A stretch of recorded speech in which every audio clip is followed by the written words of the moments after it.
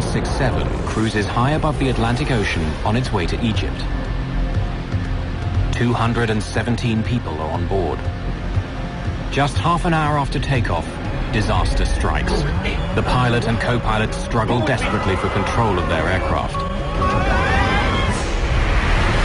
The lives of all on board will depend on these two pilots and what they do about this dive towards the ocean.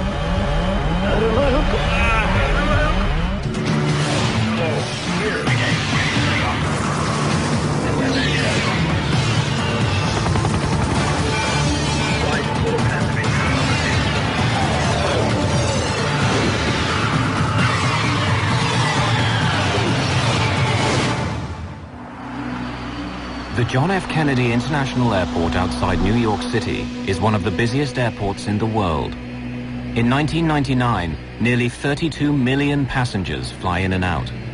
More than 340,000 flights take off and land.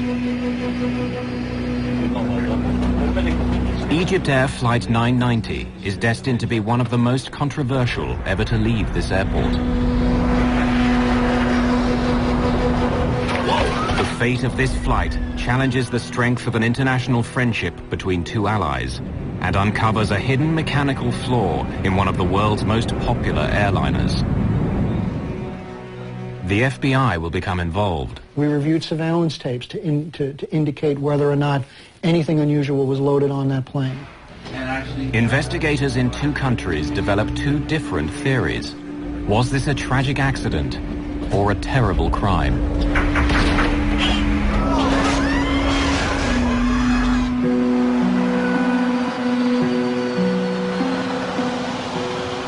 Just after 1 a.m. on October the 31st, 1999, the 217 people on board EgyptAir Flight 990 are waiting for takeoff. The flight's command captain is Captain Ahmed Al-Habashi. He's been with EgyptAir for 36 years. The command first officer is 36-year-old Adel Anwar. He switched duty with another co-pilot so he could return home in time for his wedding. Soon be a married man. Congratulations, Adel. Thank you very much. The airline's chief pilot for the Boeing 767, Captain Hatem Rushdie, joins them in the cockpit.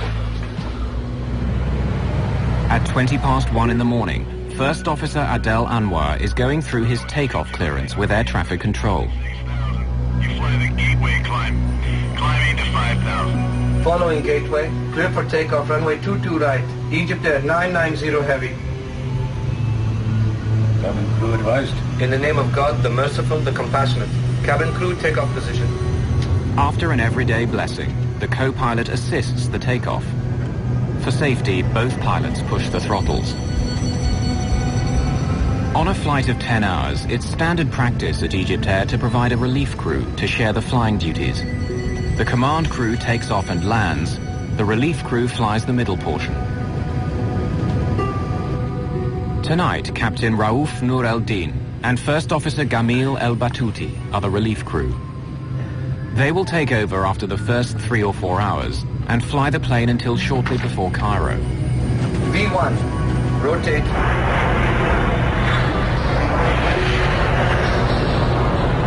Positive rate of climb, both sides. 1,000. EgyptAir 990 heavy. Contact. Departure now. 125.7. 1257. Bye.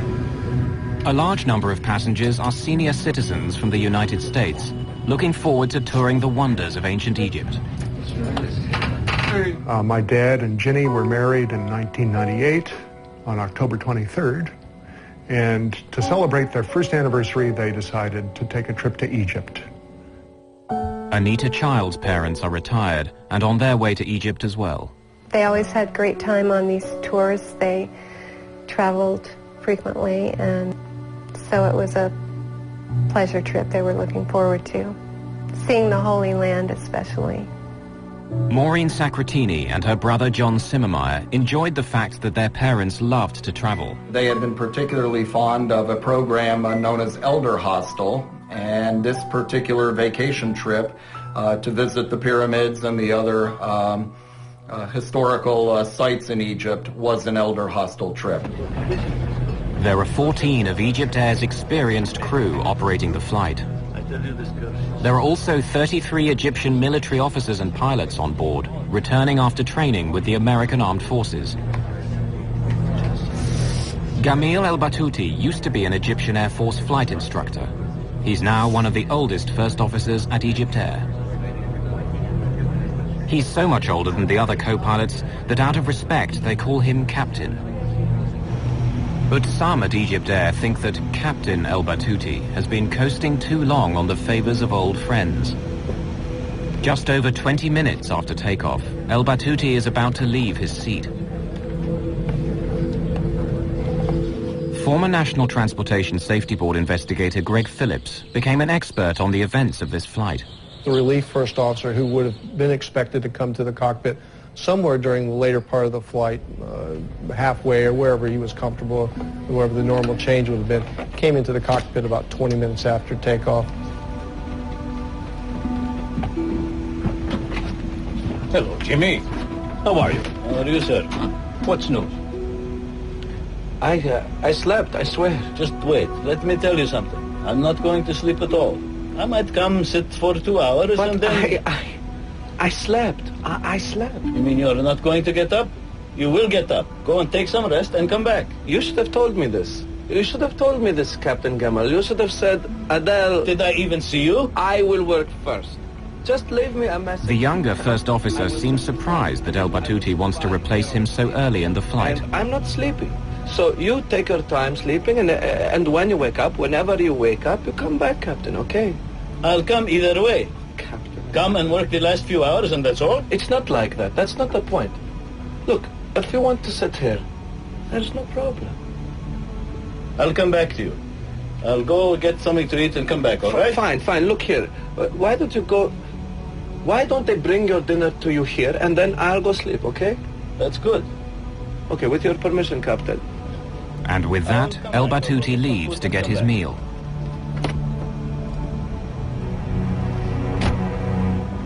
Do you see how he does whatever he pleases?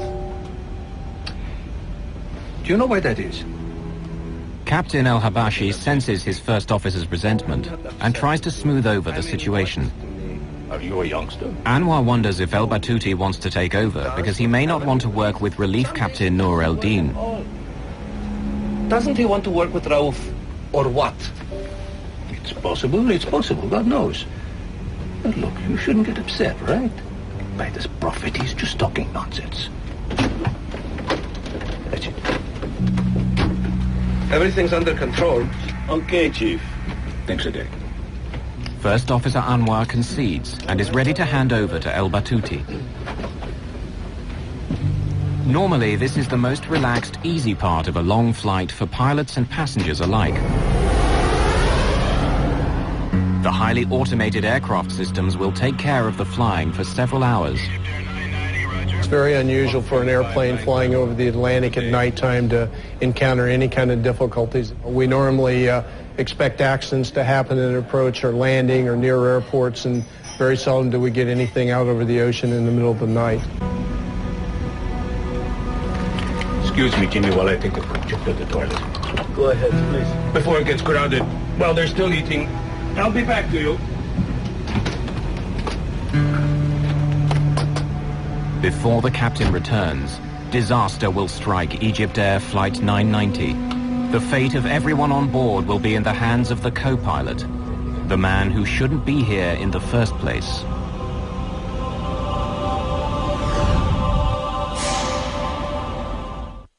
On a Boeing 767 bound for Cairo, EgyptAir's Flight 990 appears to be cruising smoothly over the Atlantic. The relief first officer Gameel Al-Batouti is alone in the cockpit, while the captain has gone to the washroom. But then the plane dips, plunging down. The nose pitches down, creating zero-G, weightlessness, throughout the aircraft. This airplane basically started at 1G, which is what we'd expect for level cruise flight. As you push the nose down, as if you would be cresting the top of a hill in a car at a high speed that drops away, you'd feel the airplane fall away from you, and you would start to feel a little light in the seat, and as the dive progressed, you would feel a little bit lighter yet. I rely on God. Whatever the first officer is intending, he says nothing except this phrase again and again. Captain Al-Habashi fights the disorientation of zero gravity, desperately trying to return to the cockpit.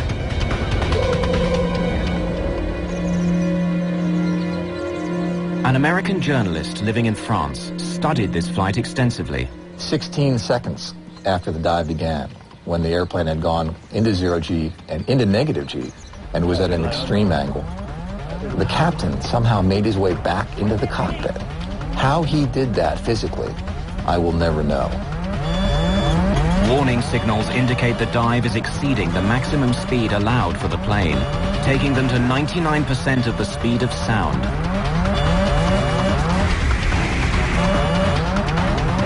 This far past the plane's design limits, the stresses on the airframe are pulling it apart. What's happening? Captain Al-Habashi pulls back hard on his control column.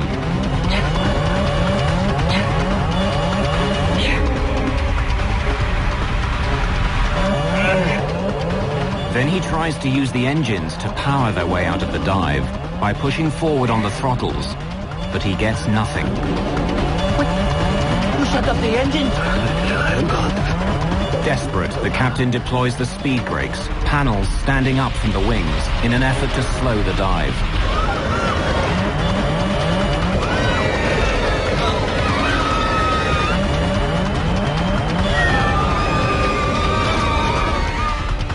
The dive is slowing, back from the brink of the sound barrier.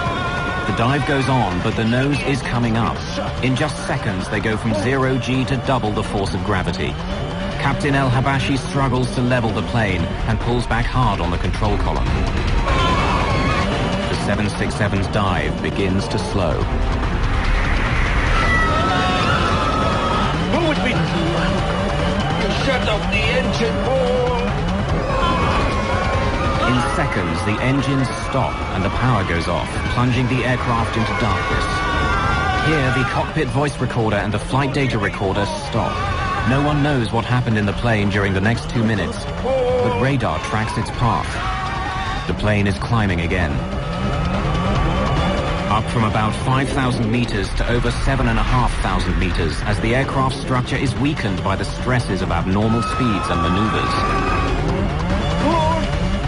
Then the aircraft falls into another terrifying dive. Stressed beyond endurance, the left engine is ripped from the plane.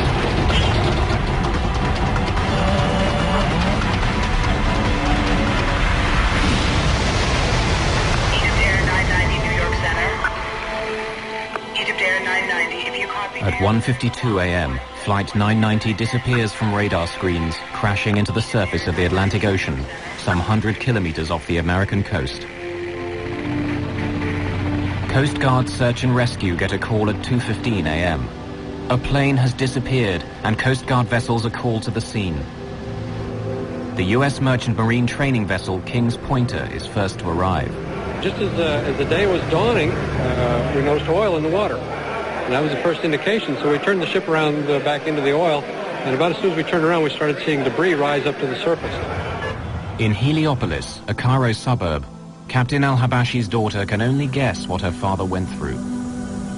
Can you imagine if you have a beloved one, a father, a daughter, or a brother, facing all the horrors of finding himself falling from 36,000 feet suddenly, trying to save his life, his colleagues' lives, the people, the passengers. In a home in Maryland, a sleepy Sunday morning takes a tragic turn. I had woken up for some reason at 5:30 in the morning, and we were flipping on the TV to check the weather, and we were deciding what mass we were going to be going to. It was Sunday. And immediately on CNN, they had Flight 990 missing, and I was in total shock. I ran down to my refrigerator where I had my parents' itinerary, and I ripped it off and just started sobbing uncontrollably. I was screaming. I didn't know what to do. We located a significant debris field, and that we have concentrated our search efforts since then on about a 36 square mile of area, about 50 miles south of Nantucket. At the end of October, the waters of the North Atlantic are so cold that normal life expectancy is about 5 to 6 hours. In Cairo, Relief Captain Raouf Nur el-Din's daughter May clung to hope for her father. I was talking to myself, trying to convince myself that my father was not on this plane. And if he's on this plane, he will be safe, because my father was an Air Force pilot. He had a very good experience. And I thought maybe if the plane crashed, he will be able to, you know, to be in a safe place and to swim and to go to any land.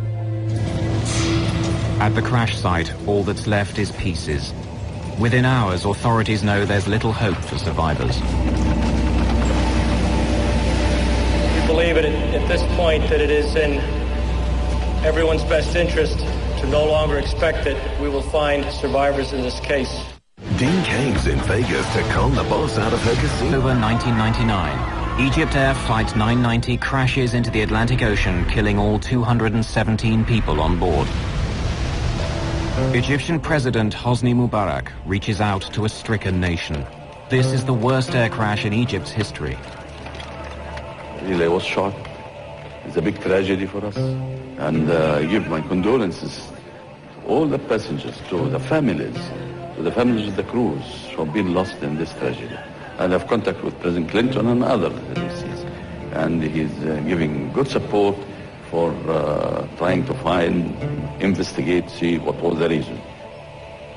The American president would answer his ally with a commitment. And I spoke earlier with President Mubarak of Egypt today to express my condolences and assure him that we would be working together closely until this matter is resolved. We do not know what caused this tragedy. In northern Indiana, music historian Jim Brokaw learned what happened to his father and stepmother. One of the many things that I felt on that first horrible morning was the sense that people all over the world were confronting the same horrible circumstances that I was, and had the same sense of helplessness and disorientation that I did. Shocked and grieving, relatives arrive at Newport, Rhode Island. They will seek answers and share comfort. There were 100 Americans, 89 Egyptians, 21 Canadians, and 7 victims of other nationalities on board.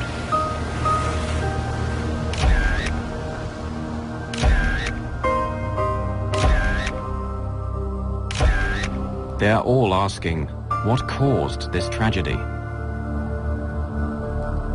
Teams of investigators will pursue that question for years to come. We are beginning what may be a long investigation, and we are prepared to do what it takes to find the answers to the questions we are seeking. In Washington, Greg Phillips from the National Transportation Safety Board leads the investigation into this crash. From the very beginning, we realized it was a very difficult case.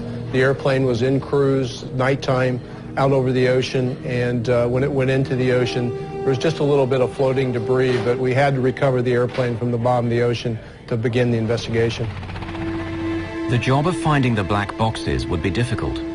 The water is about 70 meters deep, and the tremendous force of the crash has smashed the locator beacons off the boxes. In this case, both the underwater locators, which are called pingers, which help us locate the boxes underwater, were detached.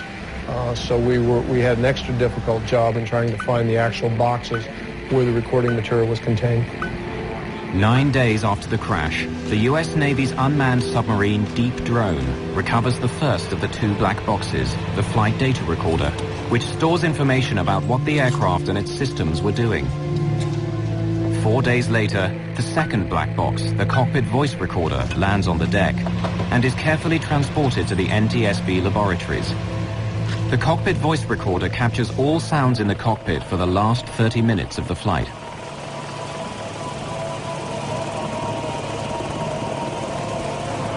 The black boxes are protected to withstand impacts of 3,400 times the force of gravity. The recovery of the cockpit voice recorder provided a gripping and bewildering picture of the last minutes of a disaster. Here, investigators hope, is the key to unlock the mystery of Flight 990.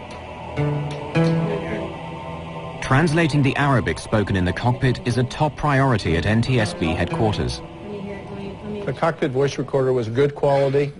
It was easily usable and translatable by the investigation team.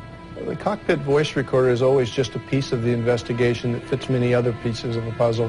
It goes along with flight data, recorded data, examination of the wreckage, and all the other aspects of the investigation. On major investigations like the crash of EgyptAir 990, the NTSB works routinely with the FBI. The physical evidence has to be managed in case it's needed in court. Former FBI Assistant Director Lou Shaliro is a veteran investigator and no stranger to air crashes. By the time EgyptAir occurred, we were fairly adept at looking at airline disasters, particularly with the view of developing whether or not a terrorist incident or a criminal act had occurred. The FBI checked for evidence of bombs, terrorists, or terrorist targets on the flight. Trying to determine luggage against the passenger list and whether or not there was anything unusual in the manifest, whether or not the people that loaded the plane could recall anything that would have caused them concern. We reviewed surveillance tapes to indicate whether or not anything unusual was loaded on that plane. We had no evidence at all of any explosive device on board EgyptAir that night. At the NTSB, American investigators found no fault in the aircraft from studying the flight data recorder. But Egypt's members of the investigation team insisted that not all the evidence was in. Much of the wreckage was still in storage on Rhode Island. They hope the cause of the crash can be found here.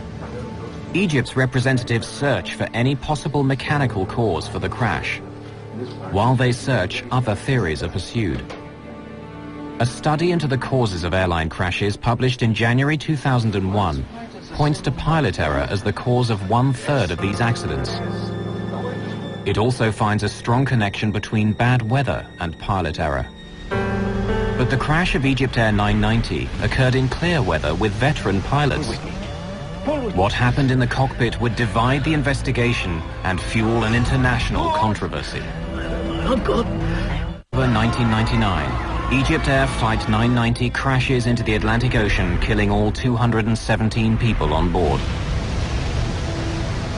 The investigation develops in two directions: fault in the airplane and pilot action. Rumors swirl about what or who may have caused this terrible crash. One of the key questions: why was the relief first officer in the cockpit hours earlier than expected? He was supposed to replace Adel Anwar much later in the flight. But in Cairo, Adel Anwar's older brother Tarak has no problem with Adel being replaced in the cockpit. Suppose I am with one of my friends and we are traveling in a car and he asks me if he can drive instead of me. Is this going to be a problem? For example, if Adel didn't get enough sleep and Captain Gameel told him, let me fly the plane instead of you and you go rest, there is no problem with that. When the actions in the cockpit are put together with the voices recorded, a timeline emerges that indicates a series of initially bewildering decisions. I'll be back to you. The timeline reveals that after Captain El-Habashi leaves the cockpit, there's a series of sounds whose meaning can only be guessed at. Control it. And then the relief first officer disconnects the autopilot. I rely on God. Released from the autopilot's control, the plane starts to descend, rolling to the left. Egypt's experts described Al-Batouti's decision to shut off the autopilot as a possible reaction to an unusual movement of the aircraft, prompting him to take manual control. However, the leader of the NTSB investigation disagrees. We found no reason for the autopilot to be disconnected by a fault or failure in the airplane. Normally, all aircraft movements are meant to keep passengers comfortable, as though they were on the ground. After switching off the autopilot, Al-Batouti pushes his control column forward, lowering the elevator panels. So the flight data recorder indicates to the NTSB. Then he pulls the throttles back, reducing engine power. This causes the plane to dive. Egypt's investigators say Al-Batouti was not trying to crash the plane, and there may have been an elevator failure which he could not overcome. Strangely, there is no discussion of a problem on the cockpit tape. When the captain made his way back to the cockpit, he asked the first officer what was going on and never received a response. As former director of aviation safety, Bernard Loeb oversaw all air crash investigations at the NTSB. It is well understood that in a cockpit, a jet transport cockpit of virtually any airline in the world, when a captain comes in and asks a question, the first officer will respond. When the captain asked his questions, Batouti did not respond. Fighting the dive, pulling his column back all the way, the captain cannot gain complete control of the elevator, so he tries the throttles to power out of the dive. He was unaware that seconds earlier the first officer had shut off the fuel to the engines. Egypt's experts say that Al-Batouti may have been acting out of caution. The flight data show that a low oil pressure warning appeared. That can mean the engines have flamed out. The captain may have then ordered the fuel to the engines shut off as part of the procedure for restarting the engines. Shut the engine! It's shut! The NTSB consider this possible scenario as well. The engines shut off on a two-engine airplane at night over the water. We couldn't understand any reason why any emergency could cause you to shut all the power off available to the airplane when you're heading away from the nearest airport. Foremost among the Egyptian investigators' scenarios was a tragic elevator failure. In Washington, at the National Transportation Safety Board, analysis of the flight data recorder indicates that Captain Al-Habashi was pulling back on his column to make the plane climb, while First Officer Al-Batouti appears to be pushing forward on his column, making the plane go down.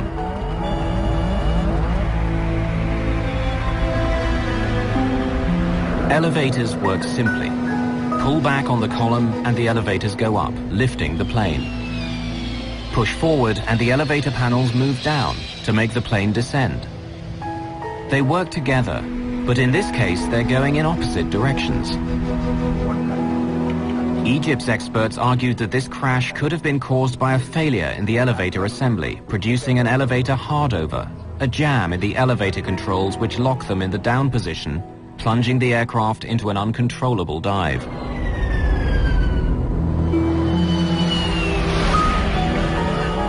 They stated that First Officer Al-Batouti was working to regain control of the elevators and added that he and Captain Al-Habashi were working together. If there had been an elevator failure, it could explain the First Officer's unusual performance in the cockpit.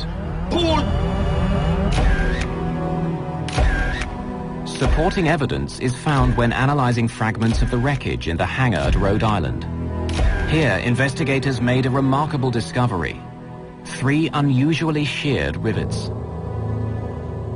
These tiny parts play an important role in the Boeing 767 elevator assembly.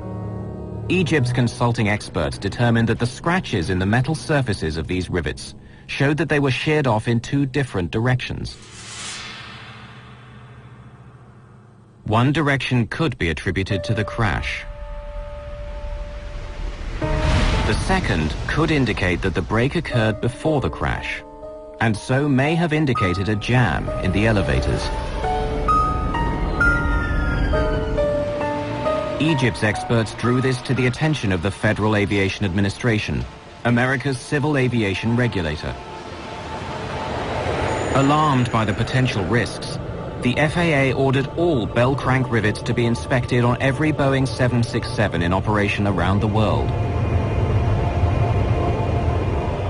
The inspections uncovered 136 sheared rivets, and 34 aircraft were grounded until the fault was fixed. The FAA said the problem could result in loss of controllability of the airplane. Egypt's investigators had uncovered a credible-sounding scenario, that the sheared rivets in the elevator assembly of the Boeing 767 indicated a jam that could have caused an elevator hardover that the pilots could not overcome. NTSB investigator Greg Phillips disagreed. Those are by design for the Boeing 767. The controls can be split. They're designed that way in case one of the surfaces, the control surfaces, fails, so that whoever is still in control of the airplane or can control the airplane with a failed elevator.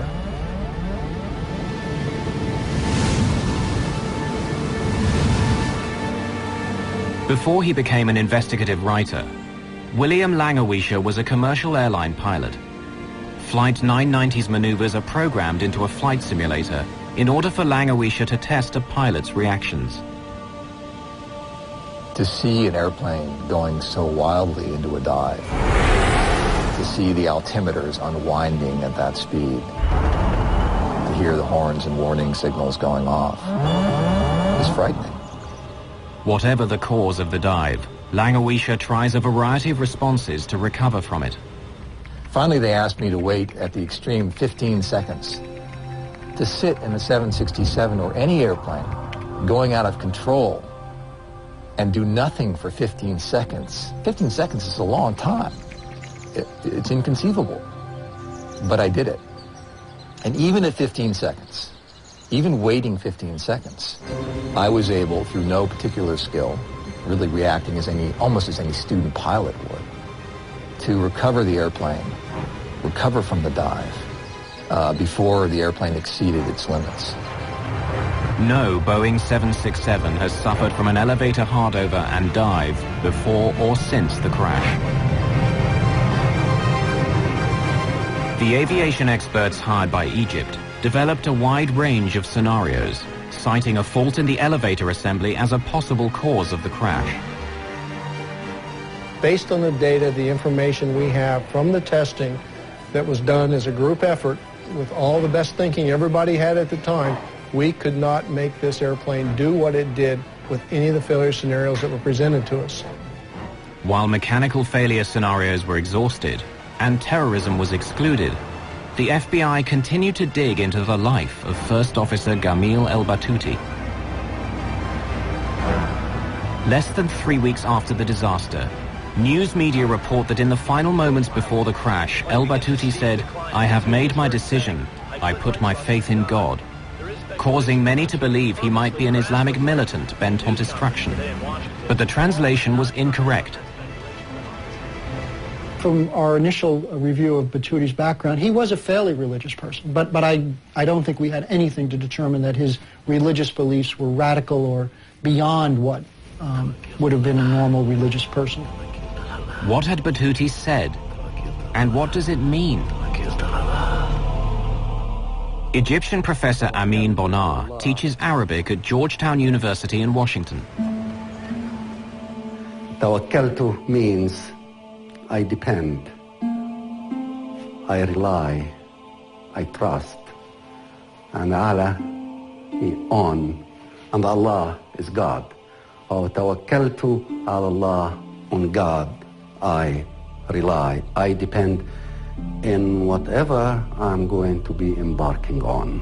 People use it when they start a trip, when they start driving, going back home, you say Tawakkaltu ala Allah. When you have an exam, you begin by saying Tawakkaltu ala Allah. It's a very positive phrase. So it's not the kind of phrase that anyone would be using before they commit a crime or before they commit suicide.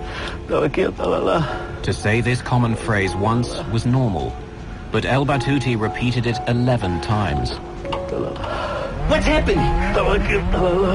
I expect that Captain Batouti would say, there is a fire in the engines,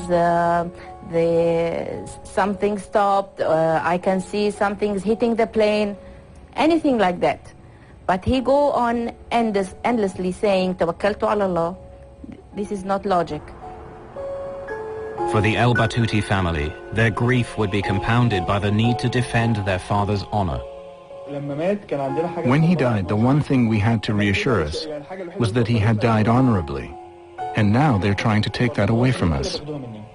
There is a lot of mechanical failures. Why you have only to say that it's a deliberate act, no mechanical, no weather, no mechanical, no weather. So why? Because he's an Egyptian pilot. Chairman Jim Hall allowed that it could have been a criminal act rather than an accident. The investigation could end up in the hands of the FBI alone. It is only prudent for the National Transportation Safety Board to consult with these experts and officials to fully evaluate this information prior to any final decision on whether the responsibility for this investigation should transfer to the Federal Bureau of Investigation. Egypt's President Hosni Mubarak, formerly commander of the Egyptian Air Force, had known Gameel Al-Batouti, according to his nephew Walid. Mubarak asked President Bill Clinton to intercede to keep the crash from becoming an FBI matter. Since the crash, Walid Al-Batouti, nephew of Gameel, has become the Al-Batouti family spokesman. You have to understand that the highest ranking in this country, which is the Egyptian president, was an Air Force pilot. And he was asked, and he says, according to my experience, it's in the tail unit. Something happened there. It's not suicide. It could be either a mechanical failure, a manufacturing failure, something. In America, the FBI focuses on Gameel Al-Batouti and the question of motive. The FBI would learn about the man in control of EgyptAir 990, interviewing colleagues and friends, discovering a dark side to Gameel Al-Batouti. Investigating the cause of the crash of EgyptAir 990, the spotlight falls on the character and history of Relief First Officer Gameel Al-Batouti. He was 59 years old, approaching 60, had never risen above the rank of first officer. That may have caused him some animosity towards EgyptAir. Had some personal issues in his own life in terms of financial, some issues in terms of his family members being sick, needing medical attention. They've used the daughter in the accusation as they said she was sick, and that's why maybe he committed suicide. Before we go to this, I will give you the reason. First, the doctors have already, on that particular flight, have already told them that your daughter is going positive with the medication and everything is going fine, and he was extremely happy. He was so excited to come back. Gameel Al-Batouti was bringing her medical records back that night, among other things. Okay, he bought tires for his son, and an argument went on the phone between him and his son. My father called me to come to the airport because he could not carry all 4 tires himself. He says, listen, I carry your tires all the way from the States. You don't want to come and carry it from the airport? It's a very natural thing. A man is going to commit suicide. Why would he do this? In New York, the FBI continued their investigation at the Hotel Pennsylvania, where EgyptAir had a block booking of about 50 rooms for their crews. The investigation that the FBI was able to do as far as Batouti's background probably spanned a period of about a year or so, at least from the records that we were able to obtain and from the interviews we did at the various places that he stayed. So he did have, I think, a propensity to engage in behavior with some of the hotel people in terms of sexual misconduct. Hey, pretty lady, where did you get to? Which, you know, at the time really appeared to be totally out of the realm of what was normal for a person of that status to do. A husband and father of 5, Gameel Al-Batouti was notorious for leering at and bothering female guests and hotel staff. Come to my room. The FBI learned that 2 years before the crash, 2 young women reported that he called them on their hotel room phone, telling them to look out the window across the courtyard. You have a good time too. When they did, they saw Al-Batouti exposing himself and reported the incident to hotel security. His provocative behavior would continue. A hotel maid told the FBI that the night before the crash of EgyptAir 990, Al-Batouti had sexually harassed her again. No, I want to talk to you because, look, I give you $100 if you just come to my room. I'm not here for that. Oh, sure. I'm here to work. Just leave me alone. Nah, don't be like that. When the maid reported the approach, Another addition was made to the hotel's record of sexual harassment of guests and staff by Al-Batouti. The allegation of the hotel, as far as they said, it happened way before, not one day before the flight. Not one day before the flight, as has been mentioned. The hotel maid told the FBI the incident took place on October the 29th, 1999, the day before the flight. 3 months after the FBI began investigating Al-Batouti, an EgyptAir flight landed in London. The plane's captain requested political asylum in the United Kingdom. He claimed to have information about the cause of the crash of EgyptAir 990, and he feared reprisals in Egypt. Captain Hamdi Taha was a colleague of Gameel Al-Batouti, and he was walking away from his wife, his family, and his country. The FBI sent a special agent, and along with a British security officer, he interviewed Captain Taha. Were you aware of Al-Batouti displaying sexually inappropriate behavior? Yes. This is very important. I heard it from pilots who I trust. Batouti got into trouble for sexual misbehavior in New York with maids and following women and so on. The airline tolerated this for a while, and they told him several times, maybe you can get away with this normally, but this is America. You represent our country. You cannot do these things. Captain Taha's information was second-hand, but his description of Al-Batouti meeting with the airline's chief pilot was intriguing. Khatem Rushdie went to see Batouti the night they took Flight 990. They had a meeting in the hotel. He told him that what he had done could not be covered up, and something had to be done. The flight back to Cairo from New York would be his last flight. Gameel, we go back many years together, but this will be your last flight to the United States. He would not be flying to America anymore. Batouti had just had these big privileges taken away from him, and he was humiliated. So, I think that what happened was this. He must have said to himself, if this is going to be my last flight, it will be Khatem Rushdie's last flight also. Certainly within various corporations where people bring weapons into the office and attempt to take revenge against people that they feel have aggrieved them. Perhaps Batouti felt that EgyptAir had been the cause of some of his issues, and unfortunately in this case it was the kind of office that was flying at 33,000 feet. The FBI provides Taha's interviews to the NTSB. Egyptian officials asked for another EgyptAir pilot to be interviewed. Mohammed Badrawi had known Al-Batouti for 40 years. Interviewed at the NTSB, he described discussing with Captain Rushdie what to do about Al-Batouti's behavior. Do you know if Khatem Rushdie was aware of this situation with Batouti? Well, of course he knew. But he pretended not to know, I think, because Khatem Rushdie is the chief pilot. Badrawi confirms that Khatem Rushdie is upset about Al-Batouti's harassment of women at the hotel. So Badrawi takes Rushdie's concerns to his old friend. And if he didn't listen to you, what did you tell him was going to happen? Nothing much, really. You see, he was on his way out. We don't normally touch people when they're approaching 60. I know. I'm not saying that you are doing something wrong. They are saying that you're doing something wrong. I know you are my friend. We have a little patience, and then they're out. Badrawi would ask Rushdie to be patient with his old friend, considering that Al-Batouti only had 3 months to go before retirement. We have been in the Air Force for 40 years. All he needs is a few more months. Badrawi's interview confirmed that Rushdie did believe Al-Batouti's behavior had to be dealt with, and he denied Taha's claim of a meeting between the two on the night of the crash. But Captain Taha was not done. He had another compelling story to add.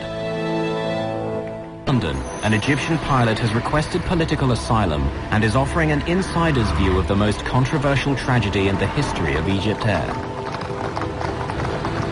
Captain Taha revealed to the FBI how EgyptAir briefed its pilots about the crash.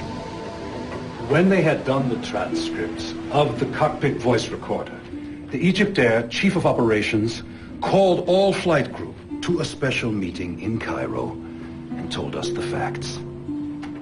Just the facts. No commentary. No explanation of any technical problem. He did not say anything, but all we pilots realized that this was not an accident. And then he told us not to talk to anyone about it. Don't talk to your family. Don't talk on the phone. Don't talk to each other, he told us. All of us realized that Batouti had done this on purpose. For the American families involved, this was a case of 216 murders and 1 suicide. In Egypt, big, close, extended families combine with a strong religious faith to deny that Egyptians commit suicide. The story has many sides. It has to do with religion. It has to do with beliefs. It has to do with the culture. I think until today, still in the Egyptian culture, people don't believe that Muslims or that Egyptians or that people coming from that culture commit suicide. Cultural differences were not the only impediments to this investigation. One of the difficulties that we did have was that when we went over to Egypt and attempted to really get into his background, it became a very sensitive issue for the Egyptian government. FBI efforts to learn about El-Batouti's personal life and family relations would be stymied. It became almost to the point where we were never really able to develop all the things that we needed to get at. Finally, on March the 21st, 2002, after a nearly $10 million investigation over 2 years and 5 months, the NTSB publishes its report and determines that the probable cause of the EgyptAir Flight 990 accident is the airplane's departure from normal cruise flight and subsequent impact with the Atlantic Ocean as a result of the Relief First Officer's flight control inputs. The Egyptian Civil Aviation Authority responded angrily, and their response read in part, "It is obvious that the NTSB has not done the type of professional accident investigation expected by the Egyptian government." The NTSB's former director of aviation safety takes exception to the Egyptian view. What was unprofessional was the insistence by the Egyptians, in the face of irrefutable evidence to anyone who knows anything about investigating airplane accidents and who knows anything about aerodynamics in airplanes, was the fact that this airplane was intentionally flown into the ocean. No scenario that the Egyptians came up with, or that we came up with, in which there were some sort of mechanical failure in the elevator control system would either match the flight profile or was a situation in which the airplane was not recoverable. Like many of his countrymen, the loyal nephew cannot believe his uncle Gameel was a mass murderer. This is a simple plane crash. It was put and made like this for no reason. It shows that it's a cover-up. Greg Phillips takes pride in having thoroughly investigated every lead and every scenario.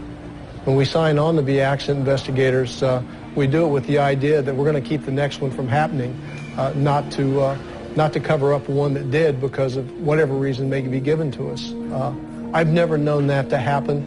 I've never even known it to come close to happening. There continue to be differing perspectives on the crash of EgyptAir Flight 990, and unanswered questions remain for broken and damaged families. For many of them, answers to how and why this plane crashed will forever be a painful mystery.